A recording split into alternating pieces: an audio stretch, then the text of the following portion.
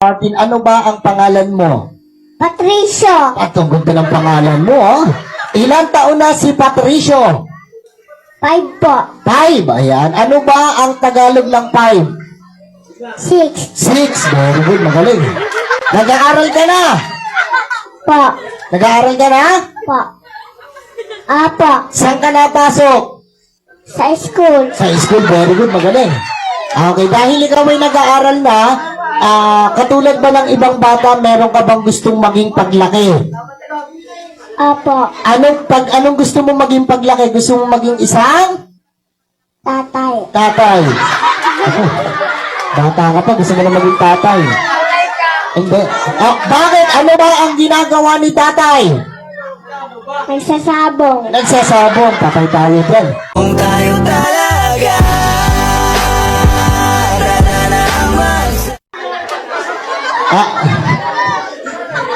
Aray ko. So hindi, ang ibig ko sabihin, hindi tatay. Ang bilis mo naman. Ang ibig ko sabihin, for example, nakapagtapos ka ng pag-aaral, ano yung gusto mo maging trabaho paglaki? Gusto mo maging isang? Doktor. Doctor, very good. Palakpakan naman natin. Gusto niya maging isang doctor paglaki. Pag ikaw pa ay naging doctor na, nagkaroon ka na ng license para manggamot, sino yung una mong gagamutin? Mama. Si mama. Ayan, bait naman. Ano ba sakit ni mama? Si Mosta. Chismosa. Patay ka sa nanay. Sino po yung nanay nito? Sino? Anak mo to, te? Patay ka sa nanay ni mama yan. Dito ka lang. Mga bata, wag nating tuturuan, okay? So, sabi niya, magaling siya sa English. Ano ba ang English ng aso? Dog. Palakpakan naman natin. Magaling, ha? Oh. Okay. Ano naman ang English ng pusa? Cat. Palakpakan naman natin. Magaling si Kuya, ha? Oh.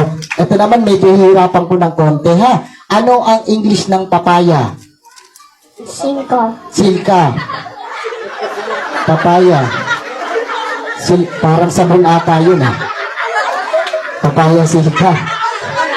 Ito naman. Ano naman ang English ng baka? Pambit. Corned beef. Ako nasa lata na yun. Parating sa lata na. Ano naman ang English ng kambing? Leg. Me. Tayo dyan. Ano naman ang English ng kabayo? Herdor. Red horse. Patay tayo dyan. Sabi ganito na lang. Puro kakalokohan. So matalino nga pati anak mo. So, alam mo na ba yung gagawin mo? Apo. Anong gagawin mo? Kakain. Shoutout sa mga kabataan dyan!